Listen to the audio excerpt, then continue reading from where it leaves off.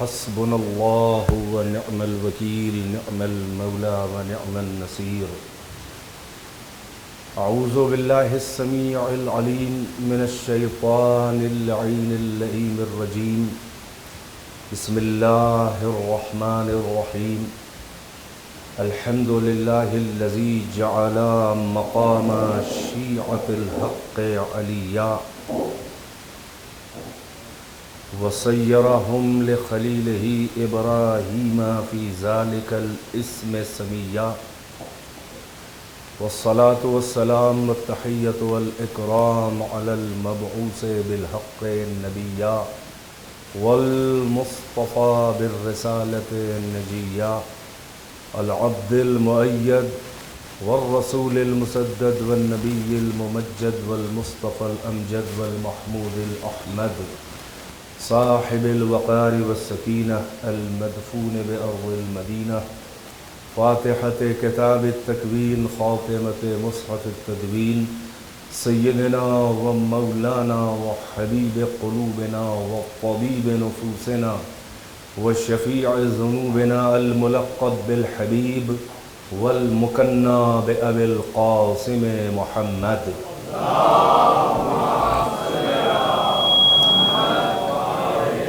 وآله الطيبين الطاهرين المعصومين أعلام الورى ومصابيح الدجى وأمان لأهل السرى الذين أذهب الله عنهم الرجس وطهرهم تطهيرا.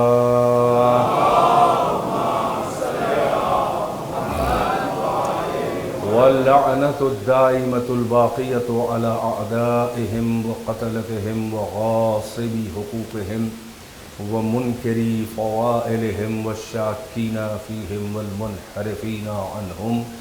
أما بعد فقد قال الله تبارك وتعالى في القرآن الحكيم بسم الله الرحمن الرحيم إن الدين عند الله الإسلام. وقال عز وجل أيضا من يبتغي غير الإسلام دينا فلن يقبل منه وهو في الآخرة من الخاسرين. صلوات محمد.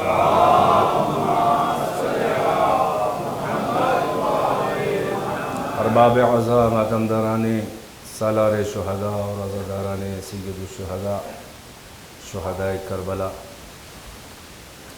آج سلسلہ عشرہ مجالس کی غالباً 8ویں مجلس میں 7 محرم الحرام کی شب لگنے والی ہے.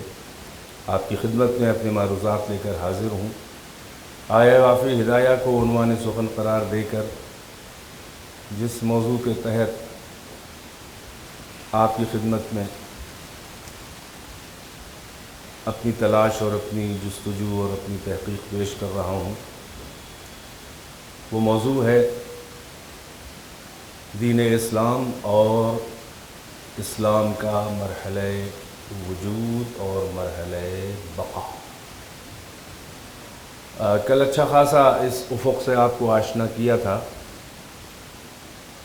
اور اب وہیں سے بات کو شروع کرتا ہوں. میں نے عرض کیا تھا کہ ہر وجود کے استمرار کے 2 مراحل ہیں، 2 اینڈ ہیں اس کے.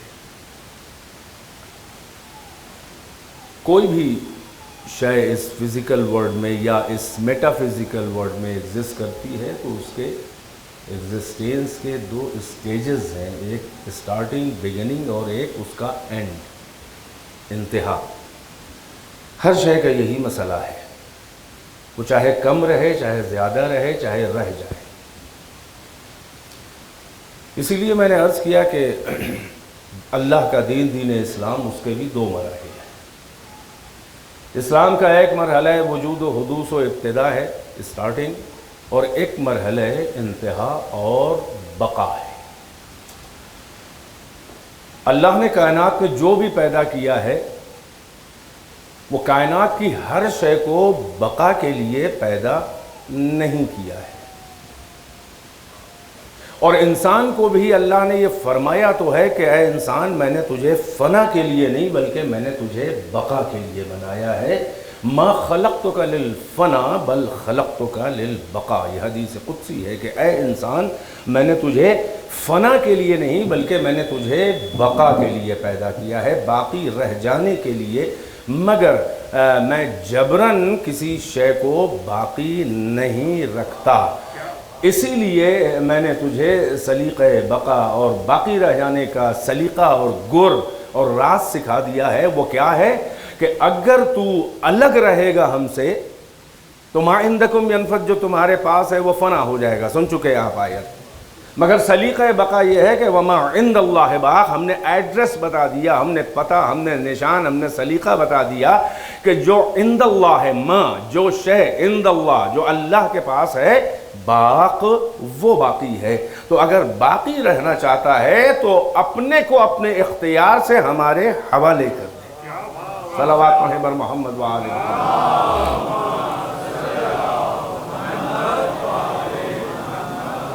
تو اب جوش ہے، میں نے کل یہ جملہ استعمال کیا تھا، دوبارہ دوہرا دوں کہ جوش ہے بعد میں مقام عندیت پہ آ جائے، یعنی شروع سے نہ ہو، بعد میں تسلیم و سپردگی کی منزل میں مقام عندیت پر آ کے اپنے خالق سے جڑ جائے، اپنے خالق کی رضا میں اپنی رضا کو ضم کر دے، اس کے حوالے کر دے، تو اللہ کہتا ہے کہ ہم باقی رکھیں گے اسے۔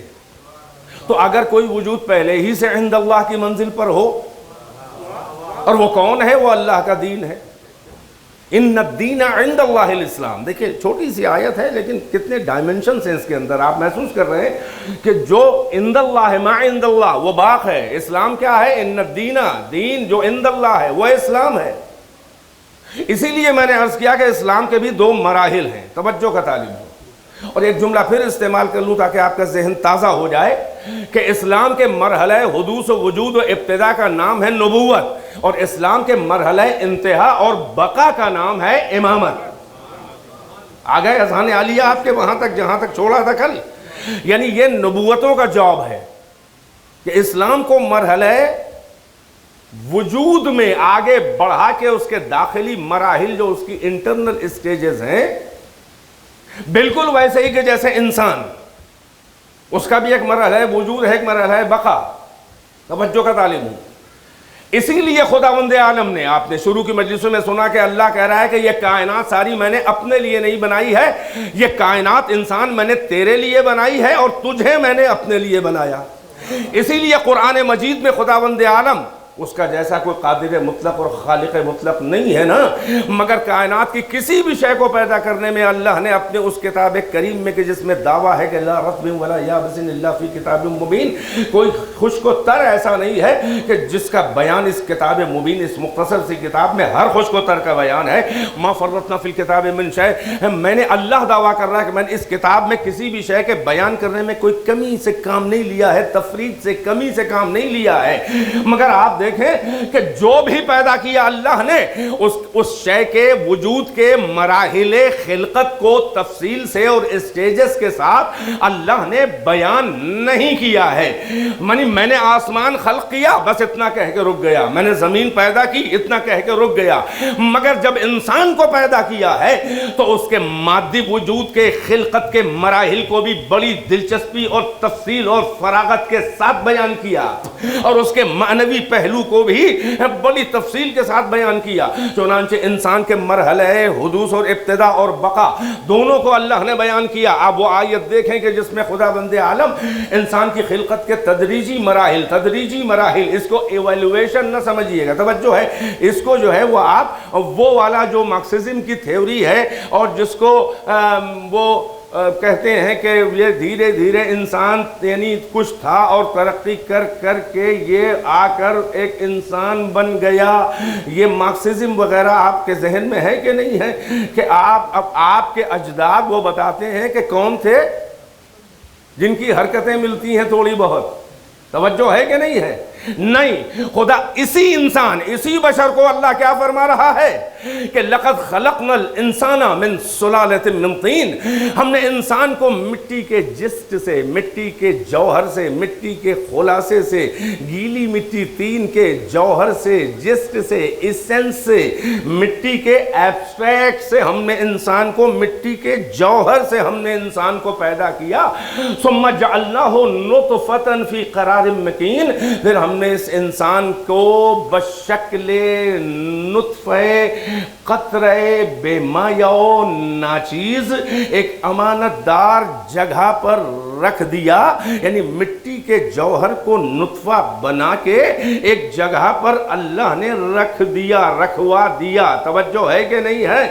فخلقنا النطفة علقة فخلقنا العلقة مضغة فخلقنا المضغة عظاما فكسونا العظام لحما ثم انشأناه خلقا آخر فتبارك الله احسن الخالقین.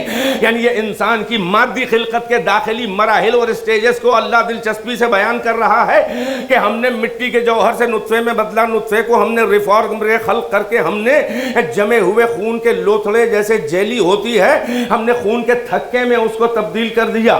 فخلقنا العلقة مضغة، پھر ہم نے اس خون کے جمے ہوئے تھکے کو گوشت کے لوتھڑے میں ریفارم کر دیا، شکل بدل دی، ایک درجہ آگے بڑھا کے ترقی دے کر اسے گوشت کا لوتھڑا بنا دیا. فخلقنا المضغة عظاما، پھر ہم نے اس گوشت کے لوتھڑے میں باریک باریک سینکڑوں ہڈیوں کے جال بچھا دیے. فکسونا العظام لحما، پھر ہم نے جو ہے وہ ان ہڈیوں پر باریک باریک دبیز گوشت کی چادریں چڑھا دیں. ابھی تک مراحل خلقت مادی اللہ انسان کے بیان کر رہا ہے. پھر کہہ رہا ہے ثم انشأناه خلقا آخر، پھر ہم نے اس انسان کو ایک دوسری خلقت میں ڈال دیا. وہ کیا ہے؟ وہ پیکر بشری اور مادی وجود سے نفخ روح، یعنی روح انسانی جو مرکز مصدر کمالات ہے، ہم نے اس پیکر بشری میں روح انسانیت کو پھونکا. اور جیسے ہی یہ انسان کا وجود ایک آئینہ بنا اپنے رب کے صفات کے جلال و جمال کو منعکس کرنے کا، جیسے ہی آئینہ صفات بن گیا یہ انسان، تو پھر آئینہ ساز نے اپنا بھی قصیدہ پڑھا اور آئینے کا قصیدہ بھی پڑھا. فتبارک اللہ احسن الخالقین، یعنی باپ برکت ہے سب سے اچھا پیدا کرنے والا. میں صلوات پڑھیں بر محمد و آل محمد.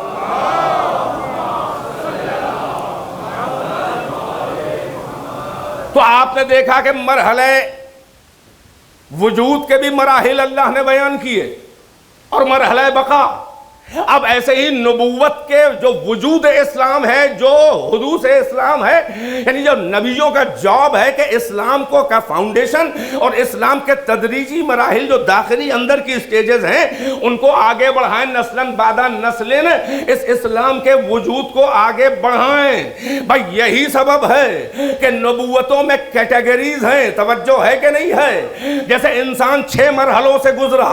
مٹی کا جوہر ہے، اس کے بعد نطفہ ہے، نطفے کے بعد علقہ ہے جمع ہوا خون، علقے کے بعد ہے کیا؟ گوشت کا لوتھڑا، گوشت کے لوتھڑے کے بعد ہے ہڈی، ہڈی کے بعد ہے اس پہ گوشت کی چادریں، پھر اس میں ہے ثم انشأناه خلقا آخر، یعنی وہ روح پیکر میں جو پھونکی جاتی ہے. ایسے ہی نبوت کے بھی مراحل ہیں. بیدار ہیں کہ نہیں ہیں؟ پہلا مرحلہ ہے مٹی کا جوہر. بھائی بیدار ہیں کہ نہیں ہیں؟ آدم کی نبوت ہے منزل نطفہ، نوح کی نبوت ہے منزل علقہ، ارے ابراہیم کی نبوت ہے منزل مضغہ، موسیٰ کی نبوت ہے، توجہ ہے کہ نہیں ہے، ہڈی کی منزل ہے، عظم کی منزل ہے، عیسیٰ کی منزل ہے منزل لحم. اب آدم سے لے کر عیسیٰ تک یہ مراحل طے ہوئے. آخری مرحلہ کیا ہے؟ یہ محمد کی نبوت ہے ثم انشأناه خلقا آخر. جب اللہ قصیدہ پڑھتا ہے یہ آخری مرحلہ مرحلہ نبوت محمد مصطفیٰ ہے. بھئی توجہ ہے کہ نہیں ہے؟ اور جب داخلی مراحل طے ہو رہے ہوں تو ظاہر ہے کہ ایک منزل انتہا بھی ہوتی ہے. یہی سبب ہے کہ ہر نبی کی نظر خاتم الانبیاء کے اوپر ہے، ہر رسول کی نظر خاتم الانبیاء کے اوپر ہے. فکر بقا جب ہوتی ہے جب وجود مکمل ہو جائے. میں چند جملے کہوں گا، بڑی اہم منزل پہ لے آیا آج تمہید میں مراحل، میں نے آپ کا ٹائم جو ہے وہ بچا لیا۔ پھر جب وجود مکمل ہو جائے تو فکر بقا ہوتی ہے۔ جب کوئی وجود کمپلیٹ ہو جائے تو یہ فکر ہوتی ہے کہ کیسے رہے گا باقی، میں رہوں نہ رہوں یہ باقی رہ جائے۔ توجہ ہے کہ نہیں ہے؟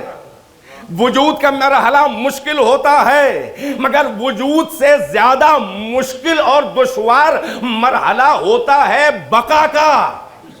وجود میں لانا مشکل ہے، مگر اس سے مشکل ہوتا ہے کہ پیدا کر کے اسے باقی کیسے رکھا جائے۔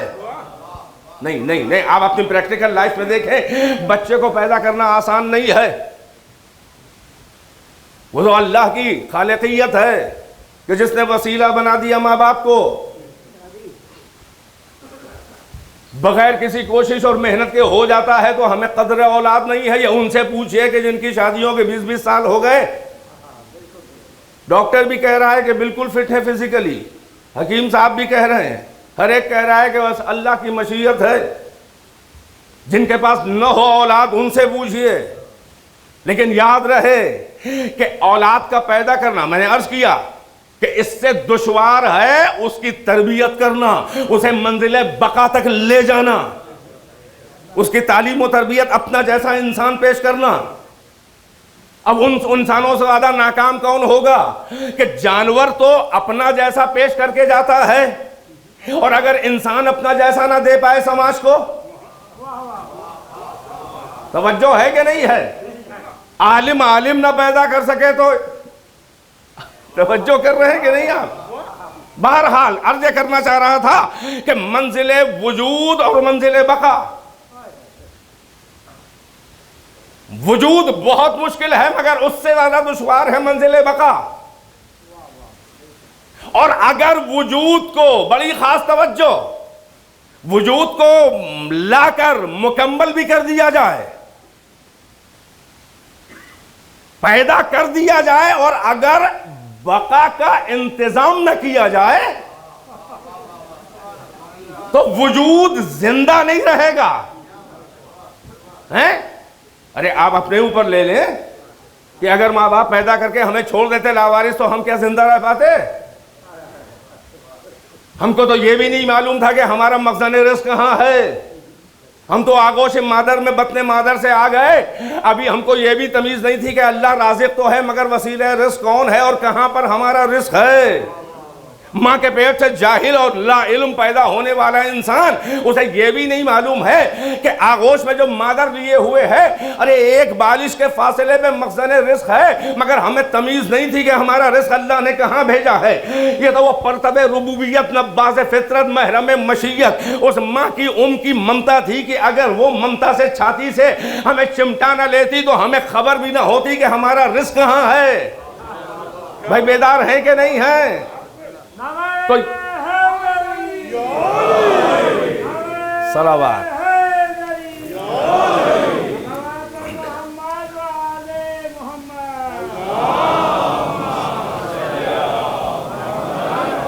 بھائی ان کی آواز نہ دیکھیے، ان کا خلوص دیکھیے، سن و سال دیکھیے، ذرا بلند آواز سے صلوات پڑھیں ان کی سلامتی کے لیے۔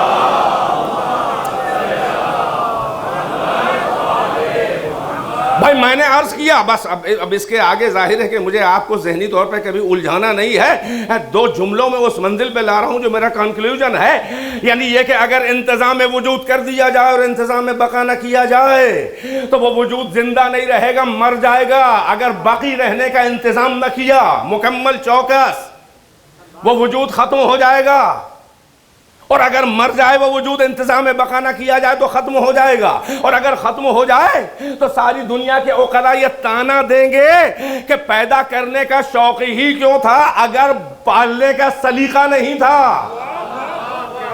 بس وجود میں لانے کا فائدہ ہی کیا ہے اگر انتظام بقا کر کے نہیں جا رہے ہو۔ بھائی بیدار ہیں کہ نہیں ہیں؟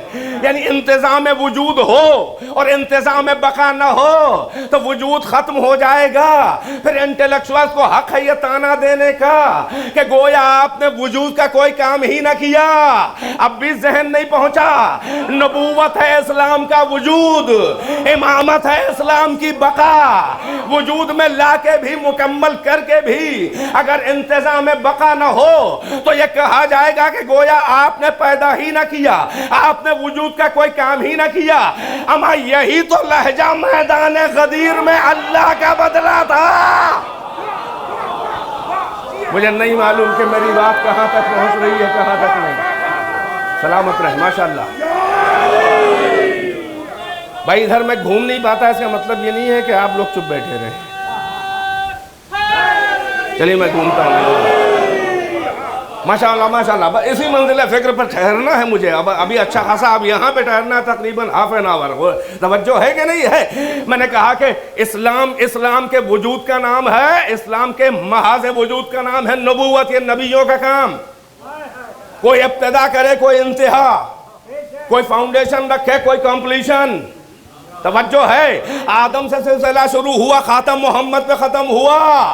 ارے وجود تو مکمل ہو گیا، مگر انتظام بقا اگر نہ ہو تو یہ اسلام مر جائے گا۔ اسی لیے اللہ نے کہا یہاں پر محمد اور علی تم نہیں انوالو ہو، یہ میرے دین کے وجود اور بقا کا سوال ہے۔ تبھی تو اللہ کا لہجہ حبیب سے بدل گیا۔ میں میرے ساتھ ہے کہ نہیں ہے؟ یہ کیسے تیور بدلے ہیں؟ یا ایھا الرسول بلغ، اے رسول، اے صاحب رسالت کبریٰ، ماضی میں پاس میں جو آپ کو حکم دیا جا چکا تھا بلغ پہنچا دو۔ اب اس کو قانونی حیثیت دے دو، اب اس کے امپلیمنٹیشن کا وقت آ گیا۔ یعنی علی کو بحیثیت محافظ اسلام اور بقائے اسلام کی ضمانت کے طور پر امام کی طرح، ولی کی طرح، سرپرست کی طرح، حاکم کی طرح اپوائنٹ کر دو۔ بھئی یہاں تک تو یہ تھا کہ کر دو کیونکہ ہم تمہیں بلانے والے ہیں۔ اب منزل بقا کی طرف دیکھیں لہجہ مشیت میں کہ حبیب کو دھمکی دے دی، وَإِن لَّمْ تَفْعَلْ فَمَا بَلَّغْتَ رِسَالَتَهُ، اگر آپ نے ایسا نہ کیا تو اپنے رب کی رسالت کا کوئی کام ہی نہ کیا۔ یعنی اگر بقا کا انتظام نہیں تو وجود کیسا؟ صلوات بر محمد و آل محمد۔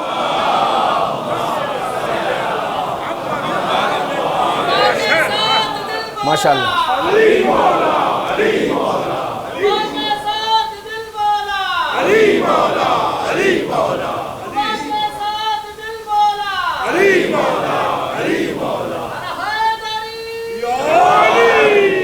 بیچ میں ایک بات آ گئی ہے، مجھ سے کہا بھی گیا اور مجھ کو بھی بہرحال اس کی فکر ہے، اور آپ کو بھی ہوگی فکر۔ وہ وہی بات ہے جو پرسوں نرسوں کہی تھی کہ منزل الذی یقرض اللہ قرضا حسنا ویضاعفہ اضعافا کثیرا، کون ہے جو اپنے اللہ کو قرض حسنہ دے اس شرط پر کہ وہ اس کو ملٹیپل کر کے واپس کرے۔ یہ عزاداری، یہ عزاداروں کے جو عطیات ہیں، جو ان کے ڈونیشنز ہیں، اس کے سہارے پوری دنیا میں آپ ہی کر رہے ہیں، آپ ہی انتظام کر رہے ہیں، آپ ہی کو اتنا اچھی جگہ ملی ہے، آپ ہی کے لیے وہ ادارے ہیں جہاں جہاں ہوتی ہیں مجلسیں، تو لہٰذا اپنی ذمہ داری کا احساس بھی رہے، اس لیے کہ اللہ فقط جو وہ والی جسمانی عبادت ہوتی ہے، زبانی یا جسمانی یا اعضاء و جوارح کی، اس کو بھی قبول کرتا ہے، مگر مہر جب لگتی ہے جب کوئی اپنی گاڑھی کمائی سے مالی عبادت بھی کرے۔ اسی لیے جگہ جگہ جہاں جہاں صلاح کا ذکر آیا ہے، اللہ نے زکوٰۃ کا بھی ذکر کیا ہے۔ یا ایھا الذین آمنوا اقیموا الصلاۃ وآتوا الزکاۃ۔ اللہ کے حق میں عبادات میں سب سے ٹاپ پر ہے صلاح، اللہ نے اسے لے لیا، سب کو چھوڑ دیا۔ اور بندوں کے حق میں سب سے ٹاپ پر ہے زکاۃ، دونوں کو ٹوین عبادت بنا دی، جڑواں عبادت۔ یہ حق اللہ ہے، اقیم الصلاۃ، یہ حق العباد ہے، وآتوا الزکاۃ۔ اور زکوٰۃ تو واجب ٹیکس ہے، نہ ادا کرو گے تو بے ایمان ہو، مگر حسین کی محبت میں یہ عشق حسین کا امتحان ہے، کم سے کم دے سکتے ہو دو، زیادہ سے زیادہ دے سکتے ہو، اس لیے کہ محبت میں جبر کا سودا نہیں ہوتا۔ اتنا کافی ہے۔ صلوات پڑھیں اپنی سلامتی کے لیے، اپنے رزق کی وسعت کے لیے، بلند آواز سے صلوات۔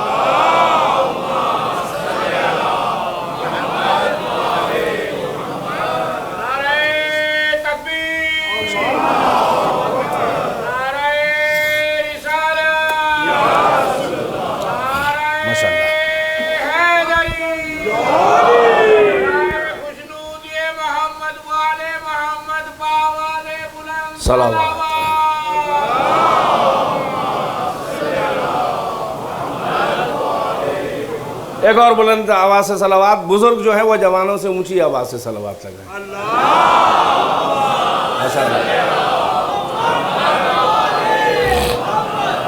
بالکل تیار ہو جائیے اور سیٹ بیلٹ وغیرہ باندھ لیجئے، موسم خراب نہیں ہوگا اور اچھا ہو جائے گا۔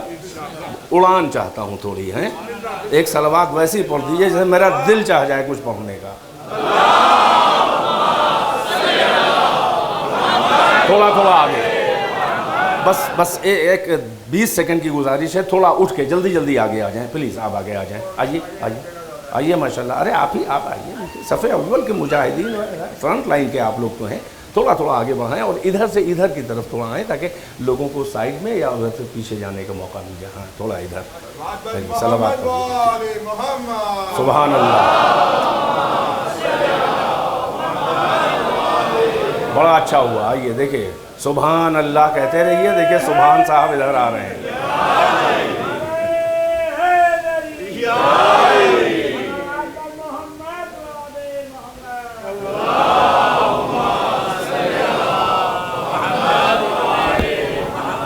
ہاں بھائی شروع کروں، تیار ہیں؟ تو میں نے عرض کیا کہ انتظام وجود ہو جائے، اور اگر انتظام بقا نہ ہو تو وجود مر جائے گا، ختم ہو جائے گا، اور یہ تانا دیا جائے گا کہ آپ نے وجود کا کوئی کام نہ کیا اس لیے کہ آپ نے انتظام بقا نہ کیا۔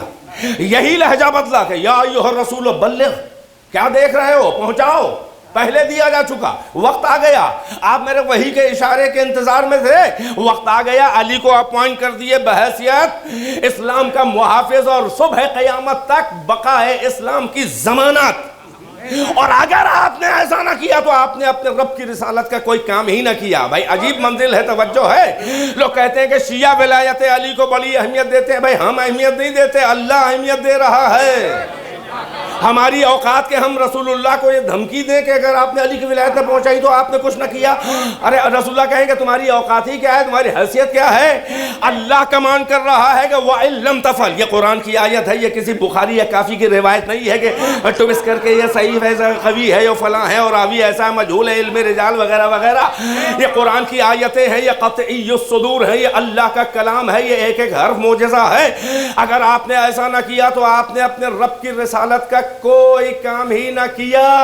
توجہ ہے، میں غدیر نہیں پڑھ رہا ہوں، فقط میں مکتب امامت اور ساتھ ہی ساتھ اسلام کے وجود سے بقا تک کے سفر کو اللہ کی زبان سے پہنچا رہا ہوں کہ اگر آپ نے انتظام بقا نہ کیا تو رسالت نبوت جو وجود ہے وہ ختم ہو جائے گی۔ آپ کے بعد میرا دین لاوارث، کوئی نبی تو لاوارث، چھوٹی چھوٹی نبوتوں کے نبی تو دین کو لاوارث نہ چھوڑ گئے، سنا پچھلی مجلسوں میں۔ اور وہ خاتم الانبیاء جس کی رسالت اور نبوت کی سرحدیں قیامت سے ملی ہوئی ہیں، وہ امت کے جاہلوں چرواہوں کے حوالے کر جائے کہ جیسے چاہو بندر بانٹ کرو۔ توجہ ہے کہ نہیں ہے، بیدار ہے کہ نہیں ہے؟ بھئی یہی سبب ہے کہ یہ قرآنی حقائق ہیں کہ وجود کا مرحلہ ہے نبوت۔ اب یہ خاتم الانبیاء کوئی نبی نہیں ہے اس کے بعد، مگر اسلام کی بقا کا تو سوال ہے، محمد جائیں گے، رسالت نہیں جائے گی۔ توجہ ہے کہ نہیں ہے؟ محمد رسول تھے، ہیں، رہیں گے۔ ابراہیم کے بارے میں کوئی کہے کہ رسول نہیں تھے تو وہ کافر، اور اگر کوئی یہ کہے کہ آج بھی وہی رسول ہیں تو وہ بھی کافر۔ میں نے غور نہیں فرمایا. یہ فقط محمد کی شان ہے کہ رسول تھے, ہیں, رہیں گے. محمد جائیں گے, مشن رہ جائے گا, رسالت رہ جائے گی, دین رہ جائے گا, اسلام رہ جائے گا, شریعت رہ جائے گی, قرآن رہ جائے گا. تو اب ظاہر ہے کہ اس کی بقا کا انتظام ہونا ہے بھائی, یہی سبب ہے. اب جملہ سنبھالیں. اللہ نے ختم نبوت کی سب سے بڑی دلیل علی کی امامت بلا فصل کو بنایا.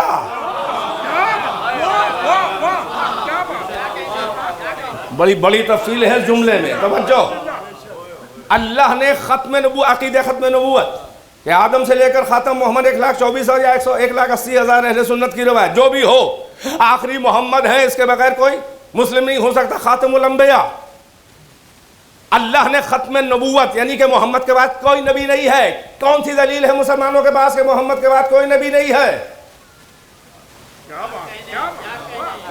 اللہ نے ختم نبوت کی سب سے بڑی دلیل علی کی امامت کو بنایا, بلا فصل امامت, without any time gap.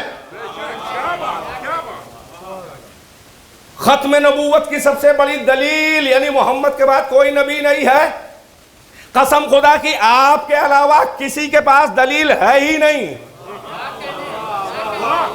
علی کے شیعوں کے علاوہ ختم نبوت کی پکی دلیل کسی کے پاس نہیں ہے.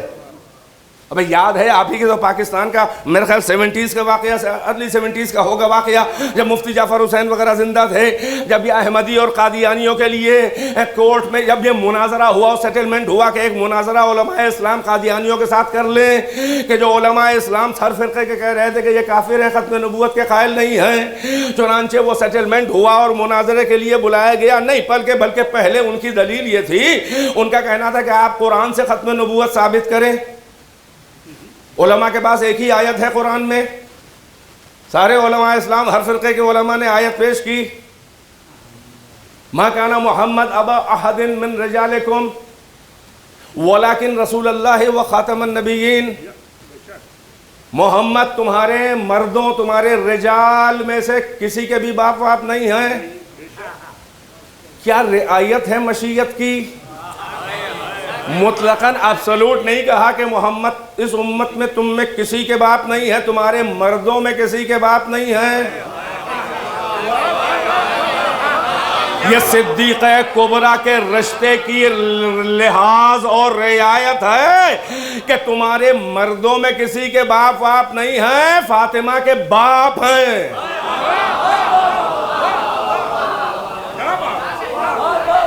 یہ دین کہتے ہیں نا کہ میں تمہارے باپ کی ہے فلاں چیز, ارے یہ دین فاطمہ کے باپ کا ہے. بھائی کیا سن رہے ہیں, توجہ ہے کہ نہیں ہے؟ ما کان محمد ابا احد من رجالکم, تمہارے مردوں میں محمد کسی کے باپ آپ نہیں ہے.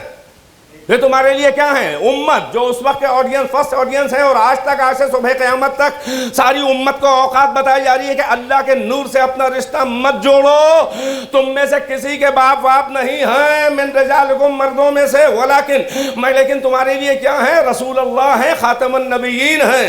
یہ تمہارے لیے اللہ کے رسول ہیں اور خاتم النبیین, تے پر زبر ہے, خاتم النبیین یعنی نبیوں کے خاتم ہیں. تو رسول اللہ ہے, تو یہ تو ختم نبوت کی دلیل نہیں ہے. صحیح کہ موسیٰ بھی رسول اللہ تھے.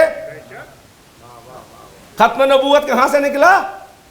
خاتم النبیین ہے.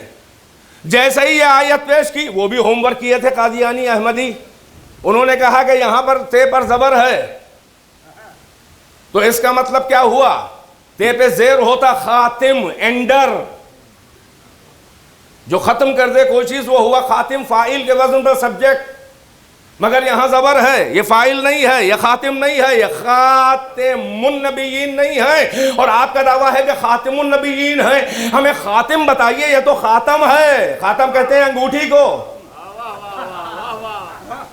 بھائی اس کا یہ کہنا تھا کہ ہم تو کہہ رہے ہیں کہ وہ خاتم ہے, یعنی سلسلہ نبوت میں تمام سلسلے کی زینت ہے, آبرو ہے, سید المرسلین, سب سے اونچے ہیں. مگر یہ دلیل نہیں ہے کہ ان کے بعد کوئی نبی نہیں ہے, میں ہوں.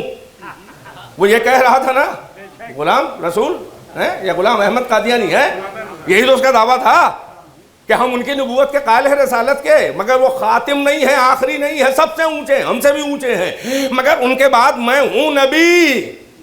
آیت علماء نے پیش کی تو اس نے ہوا میں اڑا دی اپنے طور پر، توجہ ہے کہ نہیں ہے؟ اب اگر میں ہوتا ظاہر ہے کہ چھوٹا سا مولوی ہوں، مگر اپنی تلاش ہے، مجھے نہیں معلوم کہ وہاں پہ کیا دلیل دی گئی، اس کے بعد مناظرہ ہوا، وہ ہارے بہرحال۔ لیکن اگر یہ کہا جائے کہ خاتم ہے تو خاتم سے یہ اونچا لفظ ہے، اس میں دو معنی ہیں۔ خاتم کہتے ہیں انگوٹھی کو، یعنی مہر کو۔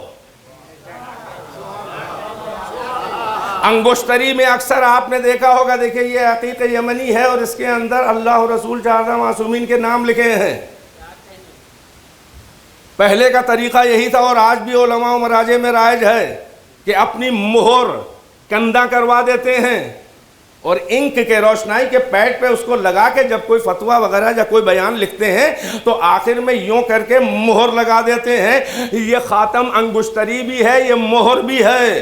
مہر کا فائدہ کیا ہوتا ہے؟ مہر سے اوپر جتنی بھی سطریں لائنز ہیں وہ سب معتبر ہیں۔ مہر کے نیچے اگر کوئی لائن بڑھائی جائے گی تو اس کی چوری پکڑی جائے گی۔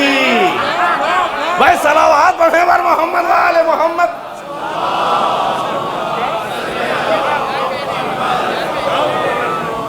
تو محمد خاتم النبی، اللہ نے خاتم نہیں کہا، خاتم کہتے تو آخری نبی ہوتا، مگر یہ کیسے ثابت ہوتا کہ سب سے اوپر ہیں، سب کی زینت ہیں، سب کا اعتبار ہے؟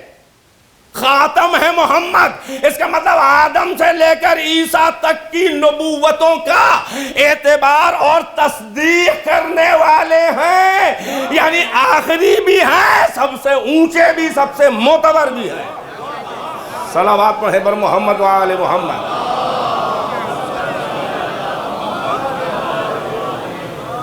مل جل کے ایک صلوات۔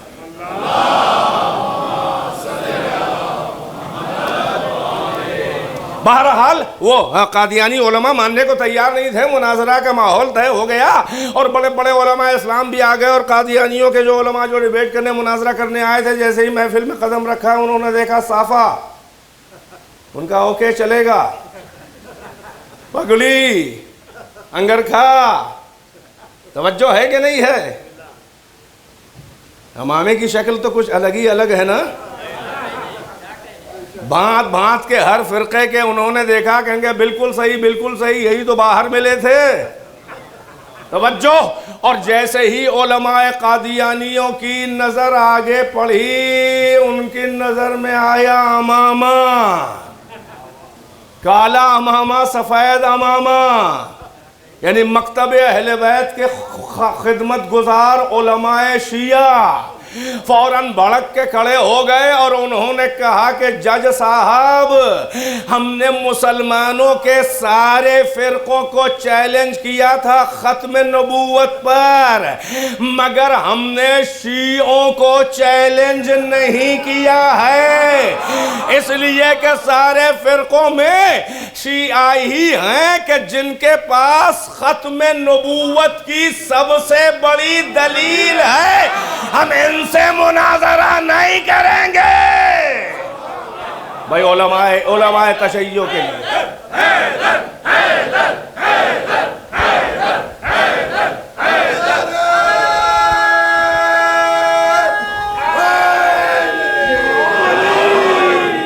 ماشاءاللہ۔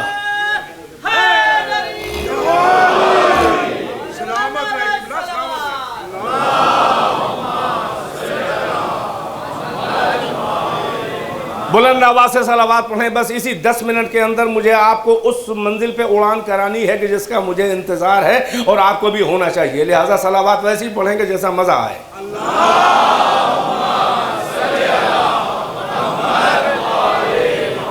اسی لیے میں جملہ وہ دہرا دوں، توجہ کا طالب ہوں، بہت خاص توجہ۔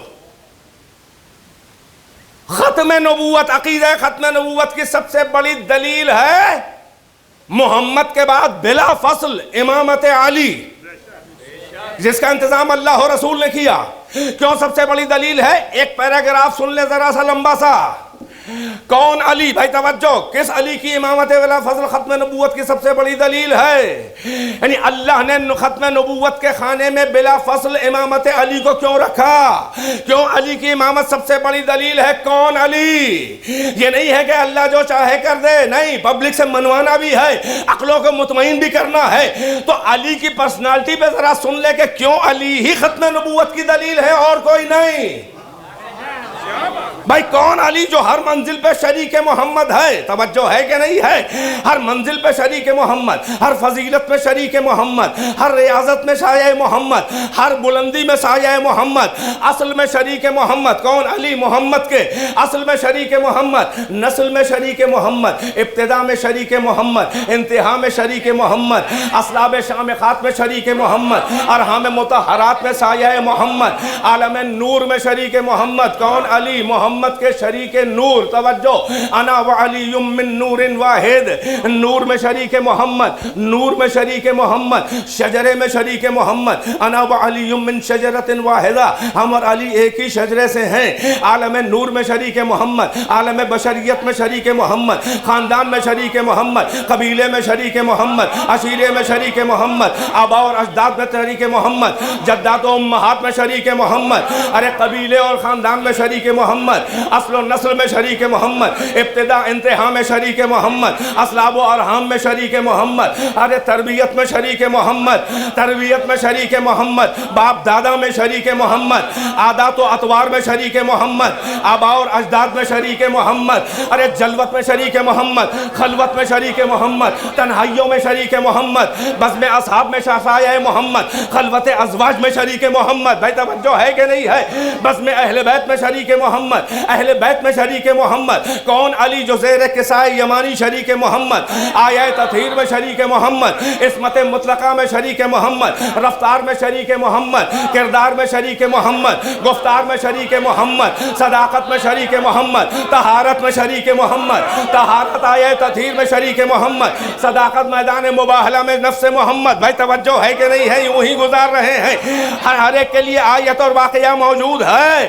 ارے میدان حرب و ضرب میں سایہ محمد، ارے جنگ میں سایہ محمد، صلح میں شریک محمد، علی ہی صلح لکھیں گے۔ توجہ، صلح میں شریک محمد، سفر میں شریک محمد، حضر میں شریک محمد، خلوت و جلوت میں شریک محمد، جنگ و صلح میں شریک محمد، بھائی ہجرت میں شریک محمد، ارے بھائی مسجد میں سایہ محمد، محراب میں سایہ محمد، صلاح میں سایہ محمد، قیام میں سایہ محمد، رکوع میں سایہ محمد، رکوع میں شریک محمد، رکوع میں شریک محمد، سجود میں شریک محمد، ارے مسجد میں شریک محمد، منبر پہ شریک محمد۔ اب بھی نہیں پہنچے بھائی، منبر پہ شریک محمد، منبر پہ شریک محمد، ہمیں شب ہجرت بستر پہ شریک محمد، منبر پہ شریک محمد، بستر پہ شریک محمد، مکے میں سایہ محمد، مدینے میں سایہ محمد، ارے فرش خاکی پہ سایہ محمد، عرش اولا پہ سایہ محمد، سدرۃ المنتہا پہ شریک محمد، کعبہ قوسین پہ شریک محمد، دنا فتح اللہ پہ شریک محمد، حجاب نور پہ شریک محمد۔ اور معراج میں تو کچھ ایسا منظر تھا کہ جس میں محمد حجاب نور کے ادھر کھڑا تھا، سائے کی آواز کسی اور طرف سے آ رہی تھی۔ سلامت رہے، سلامت رہے، سلامت۔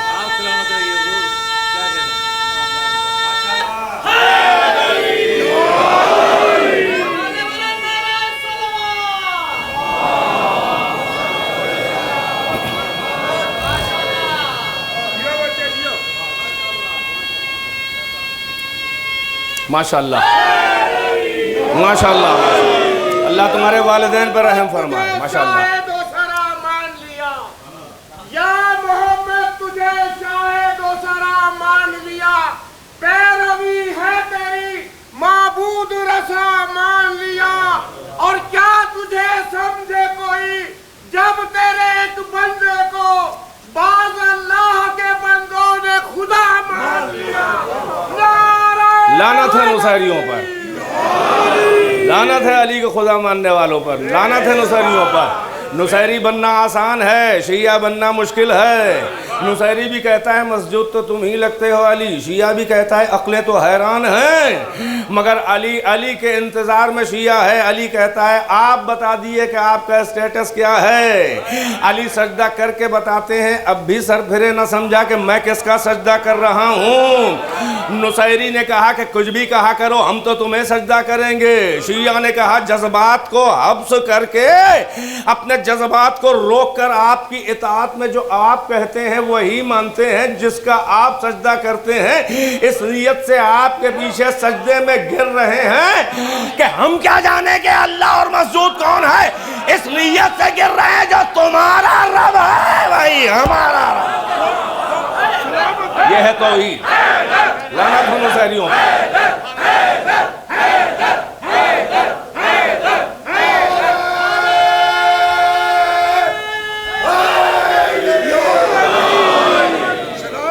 جو علی کو اللہ مانے اس پہ بھی لعنت، جو علی کو اپنا جیسا اور اپنے پیروں کا جیسا مانے اس پر بھی لعنت، اس مقصر سے۔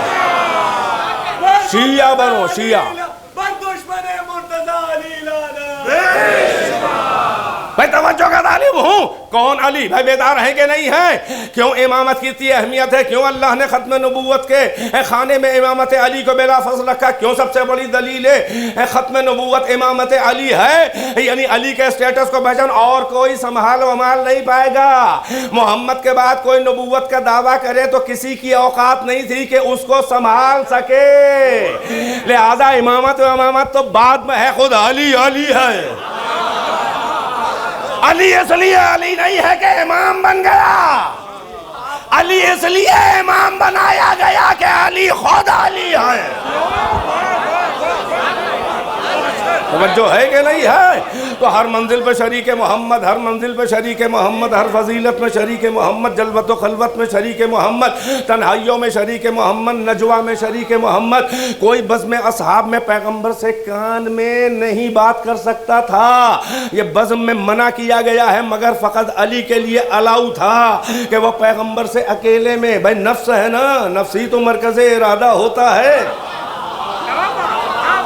نفسی تو مرکز ارادہ ہوتا ہے۔ توجہ ہے کہ نہیں ہے؟ یعنی عرض سے لے کر فرش تک ہر منزل پر، ہر موسم میں، ارے بیداری میں شریک محمد، عالم خواب میں شریک محمد، سفر حضر جلوت خلوت ابتدا انتہا، یعنی ہر فضیلت میں شریک محمد، رفتار و گفتار و عصمت جو ہے وہ لہجے ایک جیسے، طہارتیں ایک جیسی، زبان ایک جیسی، ابتدا ایک جیسی، انداز ولادت ایک جیسا، انداز موت و شہادت ایک جیسا، ہر منزل پہ شریک محمد برابر کے اسٹیٹس کا آدمی ہے۔ کوئی ایسی فضیلت نہیں ہے کہ جہاں پر علی محمد کے اس فضیلت میں برابر کے شریک نہ ہو۔ یعنی علی وہ ہے کہ جو بعد محمد کے اسٹیٹس کا انسان ہے، محمد سے اونچا کوئی نہیں، محمد کے بعد علی سے اونچا کوئی نہیں، نہ صبح قیامت تک کوئی اونچا ہے، نہ پچھلے نبیوں میں علی سے کوئی آگے۔ بھائی یہی تو دو بھائی ہیں، عجب منزل ہے۔ ایک کو رحمت للعالمین بنایا اللہ نے، ایک کو اپنا مظہر رحمت بنایا، چھوٹے بھائی کو اپنا مظہر قہر و غضب بنایا، بڑے بھائی کو مظہر رحمت بنایا، چھوٹے بھائی کو مظہر قہر و غضب بنایا اللہ نے اپنا۔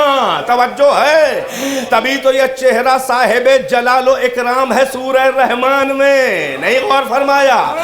ارے بڑے بھائی کے چہرے کو صاحب جمال بنایا، چھوٹے بھائی کے چہرے کو صاحب جلال بنایا، اور پھر اپنا مزاج بتایا کہ سبقت رحمتی غضبی، میری رحمت میرے غضب سے آگے آگے چلتی ہے۔ اب سمجھ میں آیا کہ دنیا میں محمد پہلے کیوں آئے اور علی بعد میں کیوں آئے۔ سلامت رہے، صلوات بر محمد و آل محمد۔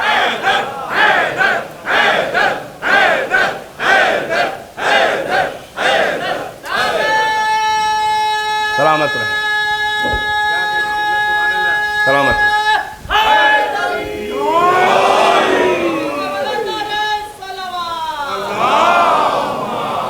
بڑے بھائی کو مظہر رحمت بنایا. رحمت للعالمین تلوار تک ہاتھ میں نہ دی اس لیے کہ رحمت تھا. ارے دامن رحمت عالمیہ پر اگر خون کے دھبے ابھر آ جاتے تو پھر دامن رحمت کی لاج نہ رہ جاتی. اسی لیے اسی کے نفس کو, اسی کے وجود کے حصے کو تلوار دی ہے کہ تلوار علی چلائیں, نام اعمال میں محمد کے لکھا جائے. توجہ ہے, یہ بدر و احد و خیبر و خندق اور یہ حنین میں یہ علی تلوار نہیں چلا رہے ہیں بلکہ یہ محمد تلوار چلا رہے ہیں. تو اب محمد کے بعد جب جمل و صفین و نہروان ہو تو اے منافقو یہ نہ سمجھنا کہ یہ علی لڑ رہے ہیں. اما نہ ہاتھ بدلا ہے, نہ تلوار بدلی ہے, نہ نفس بدلا ہے, نہ کردار بدلا ہے.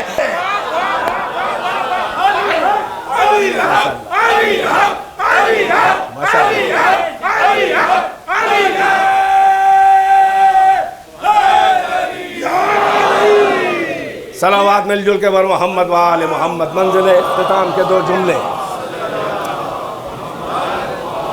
تو ہر منزل میں محمد کے علی برابر برابر برابر برابر سایہ سایہ برابر کے شریک ہیں. نور ہو کے جسم ہو کے نفس ہو اور کہ فضیلت ہو کے عصمت ہو, یعنی جتنی بھی بلندیاں, جتنے کمالات, جتنے فضائل ہیں ان سب میں علی محمد کے لیول کا, ان کے اسٹیٹس کا برابر کا شریک انسان ہے.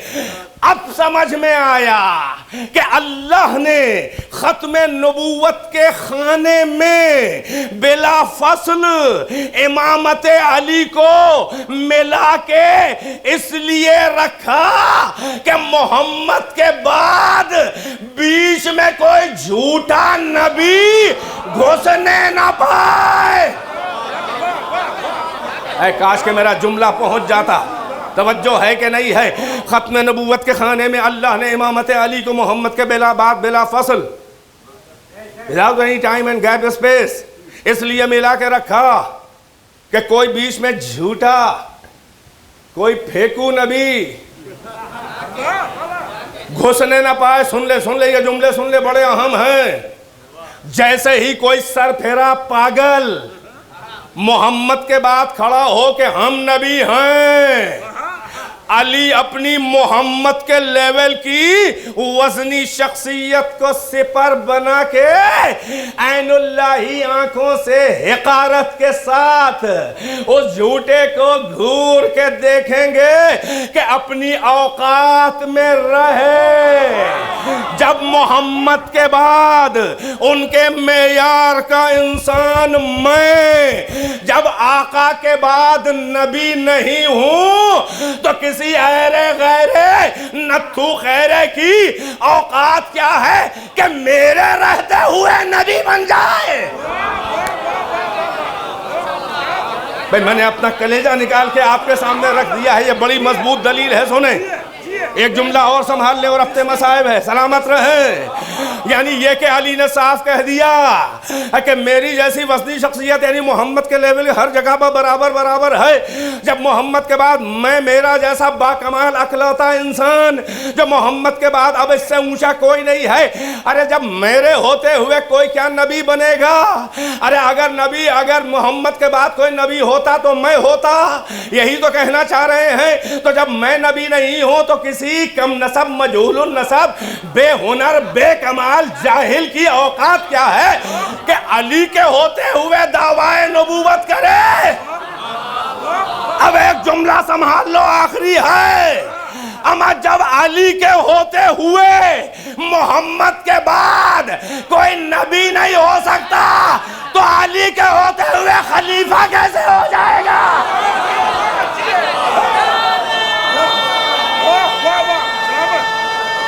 سلامت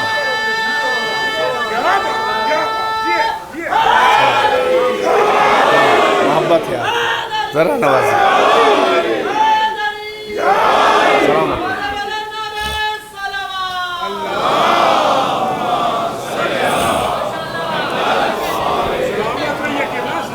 بس وعدے کے ساتھ بات کو تمام کر رہا ہوں. اپنی سلامتی کے لیے بلند آواز سے صلوات میں چھت کا خیال رہے.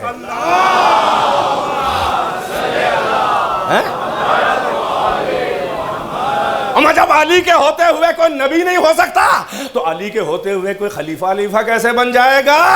یہی یعنی علی کی عجیب منزل ہے، علی کی جو وزنی شخصیت ہے یہی ختم نبوت کی بھی دلیل ہے اور یہی پہلا امام ہونے کی بھی دلیل ہے۔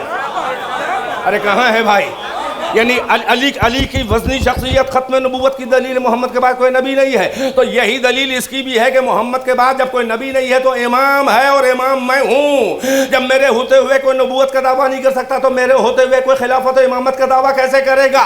اور یہ میں نہیں کہہ رہا ہوں بلکہ پیغمبر نے جب تبوک پہ جب جا رہے تھے اور مولا کائنات کو کہا تھا اخلفنی، جیسے موسیٰ نے میقات پہ جاتے وقت ہارون سے کہا تھا اخلفنی فی قومی، تم میری قوم میں میرے خلیفہ کی حیثیت سے ٹھہرے رہو، مجھے اللہ نے 30 دن کے لیے بلایا ہے۔ اور پھر وہ 10 دن بڑھے ہو 40 دن پہ آئے، اس کے بعد وہ سامری والا واقعہ۔ ویسے ہی پیغمبر جنگ تبوک میں جا رہے ہیں اور علی کو اپنا خلیفہ، اپنا نمائندہ بنا کے مدینے میں چھوڑ جا رہے ہیں۔ بعض لوگوں نے تانا دیا کہ دیکھیے یا علی محمد رسول اللہ آپ کو اپنے ساتھ نہیں لے جا رہے ہیں، تو پیغمبر نے جب علی کے چہرے پر رنجیدگی کے آثار دیکھے تو کہا اے میری جان، اے میرے رس، اما ترضى ان تكون منی بمنزلت ہارون من موسیٰ، اے علی کیا تم اس اسٹیٹس سے راضی نہیں ہو کہ تم کو مجھ سے وہی نسبت ہے جو ہارون کو موسیٰ سے تھی؟ الا انہ لا نبی بعدی، مگر وہ دو بھائی میں دونوں نبی تھے اور ہم دو بھائیوں میں فرق یہ ہے کہ میرے بعد کوئی نبی نہیں ہوگا، تو جب نبی نہ ہوگا تو امام ہی تو ہوگا۔ یہ حدیث منزلت علی کے لیے ہے کہ اگر میرے بعد کوئی نبی ہوتا تو یہ ہوتا، مگر میرے بعد نبی نہیں ہے تو تم امام ہو، اس لیے کہ نبوت ختم ہو گئی، وجود کے مراحل گزر چکے، جب وجود مکمل ہو جائے تو فکر بقا ہوتی ہے۔ علی کی امامت فاصل بلا فاصل بقائے اسلام کی ضمانت ہے۔ بس عزیز و زحمتیں تمام ہیں، اے میرے حبیب علی کے حوالے کر دیجئے۔ میرا دین، میرا مشن، اپنی رسالت، اپنی محنتیں، آدم سے لے کر آپ تک کی محنتیں علی کے حوالے کر کے چلے آئیے۔ علی جانے اولاد علی جانے، علی جانے اولاد علی جانے۔ اب آپ کو فکر کی ضرورت نہیں ہے تو دیکھو مرحلہ بقا، محاذ بقا پر کتنا کمیٹڈ ہے علی اور اولاد علی۔ اللہ کی مشیت اور محمد کے توقعات اور ساری حسرتوں کو علی اور اولاد علی نے نکال دیا۔ دین کی بقا، سر پہ ضربت لگے، سیدۃ النساء کی پسلیاں ٹوٹیں، زہرا کا لال حسن منہ سے لال اگل رہا ہے، لال لال ٹکڑے جگر کے، بہن زینب تشت لیے بھائی کے جگر کے ٹکڑے گن رہی ہے۔ یہ کمٹمنٹ ہے جو نبیوں پہ وہ وجود کا مرحلہ مشکل ہے مگر بقا کا زیادہ، اسی لیے نبی جو وجود کے محاذ پہ قربانیاں دے رہے تھے وہ بڑی وزنی ہیں، مگر بقا کے محاذ پہ آل محمد کی قربانیاں، نبیوں کی قربانیاں سب جمع کر دی جائیں تب بھی ایک کربلا کی دوپہر نہ بن پائے گی۔ یہ منزل بقا، کاروان بقائے اسلام حسین میدان کربلا میں لے کر آئے۔ عجب منزل تھی، دین کی بقا کا سوال تھا، لہذا حسین نے ہر حکمت عملی اور ہر سیاست الہیہ کا لحاظ رکھا۔ یہی سبب ہے کہ دربار ولید میں ابو الفضل عباس کی تلوار نکل آئی تھی مگر حسین نے روکا کہ بھیا یہاں نہیں، ابھی نہیں، مکے میں آئے ہیں، مکے سے نکلنا عجب منزل ہے۔ ارے غلام امتی آ رہے حج کرنے مگر آقا شریعت حج کو، آقا شریعت، شریعت کا آقا جس کے بچپنے کی ادا جزو شریعت بن جائیں، وہ حج کو چھوڑ کے عمرے سے بدل کے نکل رہا ہے۔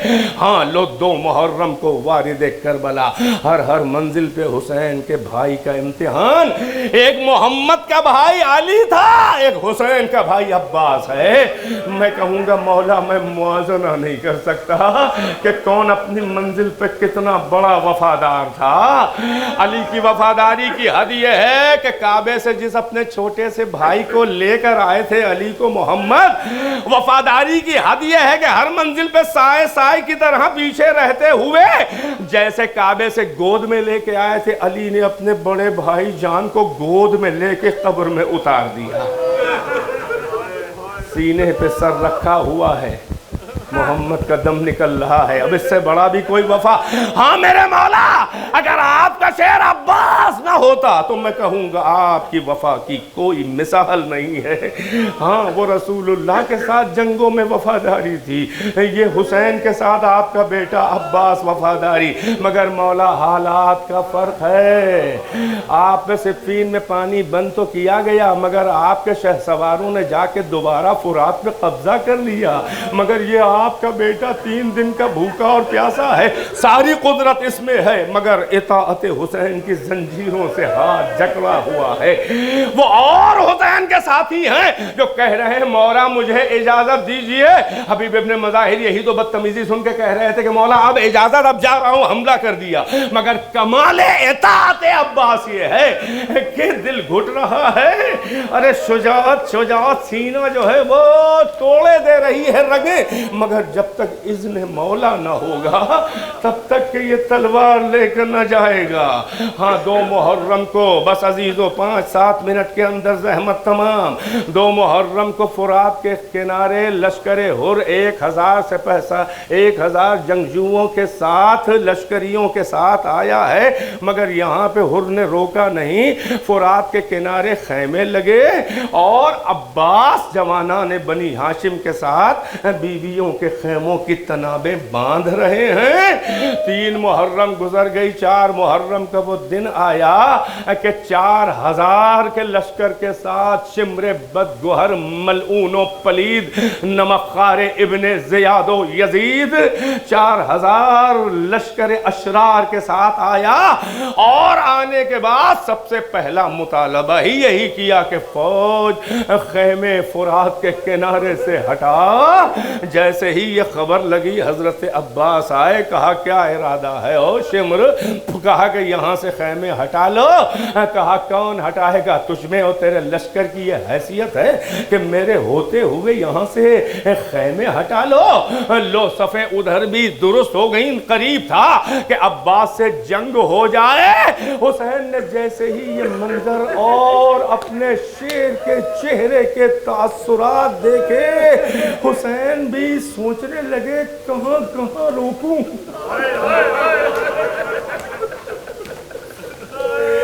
اتنا نازک مرحلہ تھا کہ آقا نے عباس سے کچھ نہ کہا.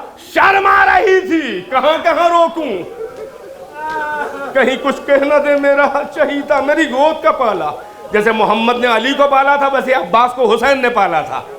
علی محمد کے لیے آئے تھے, عباس حسین کے لیے پیدا ہوئے تھے. ہاں علی نے یہی تو کہہ کے میں کہا تھا کہ بھیا عقیل کوئی بہادر خاندان بتائیے کہ جس میں بہادروں شجاعان عرب کی اور شیر دل خاتون ہو, کہ جس سے نکاح کروں ایک شجاع اور بہادر شیر جیسا بیٹا پیدا ہو جو کربلا میں میرے حسین کے کام آئے, جس کو اپنی خلقت کی غرض معلوم تھی. اسی لیے تو جگہ جگہ اپنی ذمہ داری سمجھ کے تیور بدل جاتے تھے.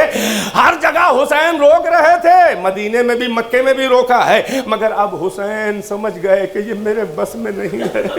نہیں کہا بلکہ جلدی جلدی خیمہ زینب میں آئے. زینب نے کہا بھیا کیا ہوا؟ چہرے کے آپ کے چہرے کے آثار و ملال دیکھ کے لگ رہا ہے کوئی پریشانی تازہ آ گئی ہے. کہا بہن میری شریک کار, میری حلال مشکلات تو تو ہے میری ماں کی جگہ پہ. اے زینب بڑا نازک مرحلہ, بھیا جلدی بتائیے میں کروں گی آپ کے لیے. کہا زینب یہ تیرا ہی کام ہے. کہا جلدی بتائیے جو حکم ہو. کہا تیرا شیر فرات کے کنارے بفر گیا ہے. اے زینب وہ قابو میں نہ آئے گا, یہ تم ہی کا. بھیا آپ گھبرائیے نہیں. عباس کو پیغام دیا کہ زینب نے بلایا. جیسے ہی کانوں میں آواز آئی زینب نے بلایا ایک بار. ارے فوجوں کو بڑی حسرتوں سے شمر کی دیکھا اور کہا کہ یہ ثانیہ زہرا میری شہزادی بلا رہی ہے, ورنہ ورنہ ابھی بتاتا کہ کون فرات سے خیمے ہٹائے گا، مگر یہ کہتے ہوئے اپنی شمشیر دودم سے ایک خط عباس نے کھینچا اور کہا اس لائن کے ادھر ٹھہرے رہنا ورنہ خون کی ندیاں بہیں گی، تجھے معلوم ہے شمر کہ میں کون ہوں۔ ہاں ایسا ہوا، اس وقت تو کوئی اس سطر کے ادھر لائن کے ادھر نہ آیا۔ جیسے ہی خیمہ زینب میں عباس داخل ہوئے، روایت کہتی ہے کہ دو زانو زمین کے اوپر بیٹھ کے کہنے لگے بی بی غلام حاضر ہے، کیوں یاد فرمایا؟ حسین کھڑے ہوئے ہیں، زینب نے کچھ نہ کہا عباس ذرا اپنے بھائی جان حسین کا چہرہ دیکھ رہے ہو؟ سمجھ گئے کیا مقصد ہے؟ کہا بی بی جو حکم ہو، یہ غلام اطاعت کرے گا۔ اب ذرا امتحان تو دیکھیے کہ 2 محرم کو جن ہاتھوں سے خیمے کی تنابیں باندھی تھی، 4 محرم کو زینب کے کہنے سے وہ تنابیں شیر کھول رہا ہے۔ ذرا سا پانی جو مشکوں میں آ سکتا تھا وہ آ گیا۔ عزادارو بندشیں آپ کو 4 سے ہو گئی، کیونکہ جو پانی ذخیرہ کیا جا چکا تھا وہ 7 تک چلا تھا۔ انشاءاللہ پرسوں بیشیر کے مصائب کی منزل پہ عرض کروں گا کہ پیاس آل محمد کی کب سے تھی اور کس کی پیاس کب سے تھی۔ اجرکم اللہ۔ لو عزادارو، ارے دن گزر رہے ہیں، دن گزر رہے ہیں۔ ادھر عاشور سے پہلے راتوں کو عمر ابن سعد جو ہے وہ امام حسین کو بلا کے کچھ مذاکرات و گفتگو 3 راتوں میں کرتا رہا، ہر کتاب میں ہے۔ جب پہلی ہی رات امام حسین آگے بڑھنے لگے تو شب کے اندھیرے میں آہٹ محسوس کی۔ عمر ابن سعد آ چکا تھا، دیکھا پیچھے پیچھے عباس چلے آ رہے ہیں۔ مولا نے کہا میرے بھائی یہاں نہ آؤ، کیونکہ اس نے اکیلے میں گفتگو کرنے کو بلایا ہے۔ ہاتھ جوڑ کے کہا میرے مولا وہ اکیلا کہاں ہے؟ اس کا بھی تو غلام اس کے ساتھ ہے، تو آپ کا غلام کیسے آپ کے ساتھ نہ جائے؟ سنو عزادارو، اس طرح سے منزلیں گزرتی رہی کہ شب عاشور آ گئی، اور شب عاشور میں اصحاب خیمہ اصحاب میں مسلوں کے اوپر تلاوت قرآن و اذکار و ادعیہ و مناجات اور عبادت پروردگار رکوع و سجود میں گزر رہی ہے۔ ادھر بنی ہاشم کے جوانوں کے خیمے میں قاسم ہیں، عباس ہیں، اون و محمد ہیں، علی اکبر ہیں۔ ہاں عزادارو، رات میں جوانان بنی ہاشم جس میں سجاد بھی ہیں ابھی بیمار نہیں ہیں، خیموں کا تلایا پھر رہے ہیں جوانان بنی ہاشم کہ کہیں کوئی شبخون نہ مار دے، رات کو حملہ بیویوں کے خیمے کی پشت سے نہ کر دے۔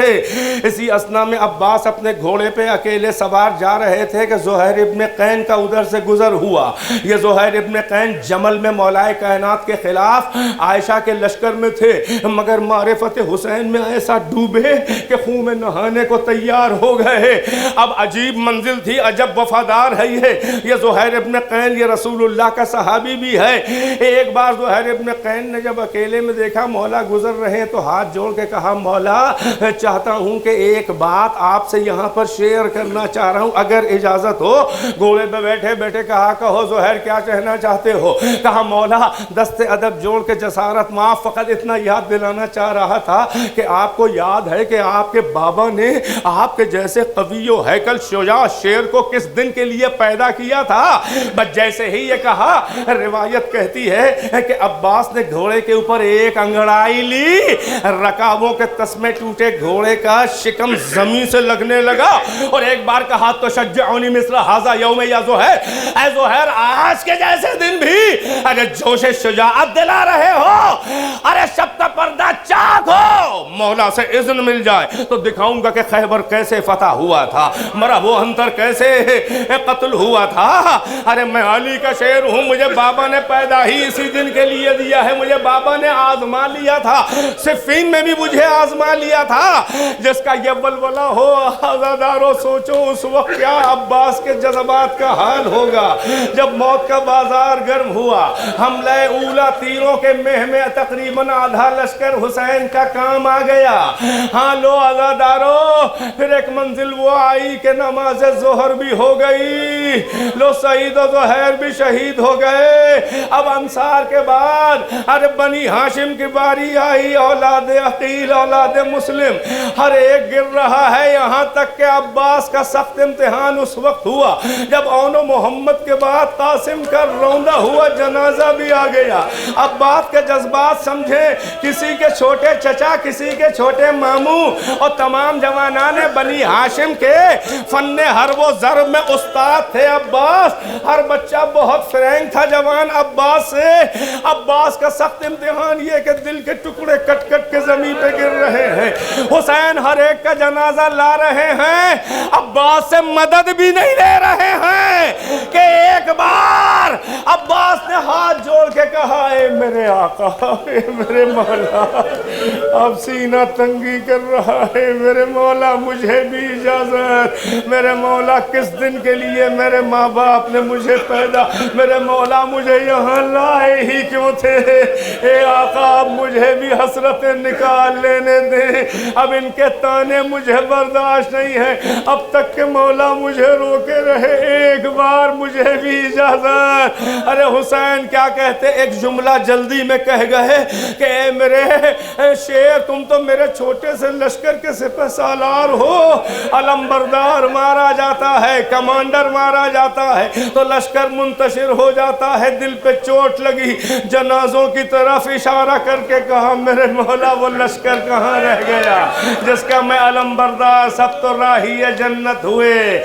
لو حسین جو ہے لاجواب ہو گئے، مگر نہیں چاہتے تھے حسین کے کھلی ہوئی چوٹ دے کے ارے اپنے شیر کو علی کے نما کربلا میں امامت کو چھوڑ کے مکمل علی کا نمائندہ عباس ہے، شجاعت میں بھی نمائندہ ہے، نہیں چاہتے تھے کہ تاریخ کربلا بدل جائے، اس لیے کہ لہو کی فتح تلوار پہ ہونی تھی، عباس کو کھلی اجازت نہیں دے سکتے تھے تو ایک بہانہ تلاش کیا، جانا عباس مگر خیمے کی طرف کان لگا کے کچھ سنو، ارے کہا کہ بچوں کی آوازیں، کہا اپنی بھتیجی کی آواز، کہاں سکینہ کہہ رہی ہے کہ پیاس مارے ڈال رہی ہے، اے عباس جاؤ تھوڑا سا بچوں کے لیے پانی لا دو، پھر جانا جنگ کرنا، سبھی کو قتل ہونا ہے، تمہارے بعد نہ جانے بچوں کو کب پانی پیے ملے۔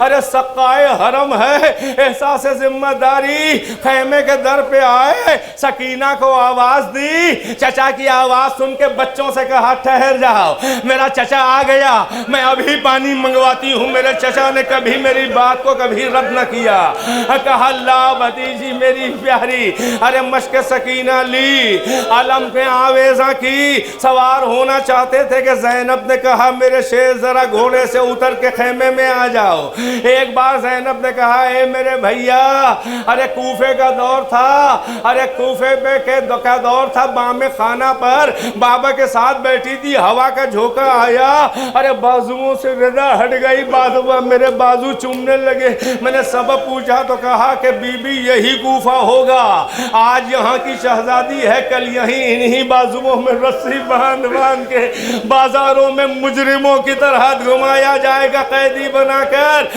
میں ڈر گئی، یہ نہ پوچھا کہ یہ کب اور کیسے ہوگا، مگر دل میں ایک بات آتی تھی کہ جس کا 13 جیسا بھائی ہو، جس کے 18 برابر کے بھائی ہوں، کسی کی مجال ہے، مگر اب یقین آ گیا کہ یہی وہ وقت ہے۔ جا میرے بھیا، خدا حافظ، بس مجلس تمام ہے 2 جملوں میں۔ ارے عباس نے تلوار حسین نے لے لی، ٹوٹا ہوا نیزہ مانگا تھا مشق کی حفاظت کے لیے، عزاداروں ہر طرف فرات کو گھیرے ہیں، دیکھا کہ مشعل لے کے علی کا شیر آ رہا ہے، کس طرح سے ٹوٹے ہوئے نیزے سے ہزاروں روباہوں کو فرات سے ہکایا، ارے اترے ترائی میں، مشق سکینہ سوکھی تھی، بڑی دیر میں بھری، بھاگا ہوا لشکر واپس آ گیا، اوپر سے نیچے آنا حملہ کرنا آسان ہے، نیچے سے اوپر حملہ کرنے والوں کا دفاع مشکل ہے، کس طرح علی اوپر، عباس مشق سکینہ لے کے اوپر آئے، لشکریوں کو بھگایا، مگر ہر طرف سے گھیرے ہوئے تھے لوگ. اب ایک ہی کام تھا کہ یہ مشق سکینہ تک پہنچ جائے, بچوں تک پہنچ جائے. سنو گے عزادارو, عباس خیمے کی طرف مشق لے کے جلدی جلدی راہوار پہ جا رہے ہیں کہ ہر طرف سے فوجیں جو ہیں وہ ہر طرف سے گھیرنا چاہ رہی ہیں. یہاں تک کہ ظاہر ہے کہ کوئی جنگ تو کر نہیں رہے ہیں کہ ایک وار عباس کے داہنے بازو پر ہوا. جیسے ہی بازو کٹا, کہا کہ واللہ لو قطعتم یمینی لا احمین جاہدن عن دینی, اللہ کی قسم تم نے ہمارا داہنا بازو کاٹ دیا ہے مگر ہم دین کی حمایت اور نصرت فرزند زہرا کرتے رہیں گے. بازو کٹا, فکر نہ کی, آگے بڑھتے جا رہے ہیں. یہاں تک کہ کسی نے بائیں بازو پر بھی وار کیا, لو شیر کے دونوں بازو کٹ گئے. اب 3 کام ہیں, بس مجلس تمام سن لو جیسے دل چاہے عزادارو. آج اس غازی عباس کے مصائب ہیں کہ جو باب الحوائج بھی ہے اور جو فاطمہ کا بیٹا بھی ہے. ارے بی بی کو اپنے اس بیٹے کے مصائب بہت پسند ہے. ذاکروں نے خواب میں بھی دیکھا ہے کہ بی بی نے کہا میرے بیٹے عباس کے مصائب پڑھا کرو. بس عزادارو, ارے آگے بڑھ رہے ہیں, 3 کام ہے, گھوڑے پہ سوار ہیں, پرچم بھی علم ساتھ میں ہے, مشق سکینہ بھی ہے. راہوار کو تو اپنے زانوؤں سے دبا کے مہمیز کر رہے تھے, علم کو شانے سے روکے, بازو کٹ چکے ہیں. تصور میں جاؤ کیا مصیبت ہے ام البنی کے بیٹے پر.